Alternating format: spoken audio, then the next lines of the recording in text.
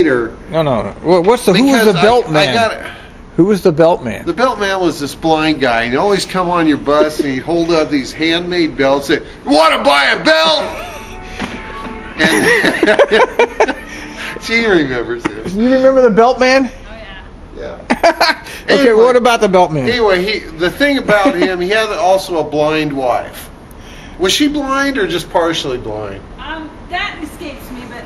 Okay, but he had a kind of blindness where he had real narrow tunnel vision. Yeah. So he'd get on the bus, ask if you want to buy a belt. Of course, you'd say no unless you were new to the guy. Yeah. In which case, you paid $5 for a belt.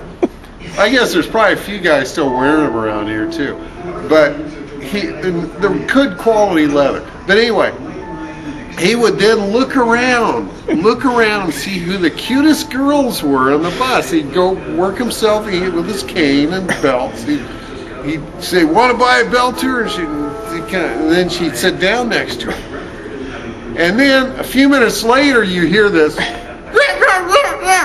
as he was using his hands to see her in various places of her body.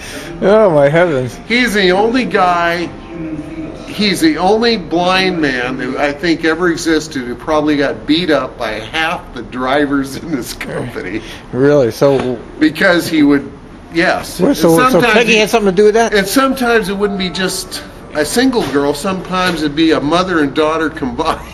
So did somehow Peggy have something to do with this guy? No. She was driving a bus on Burnside. This a lot of years ago.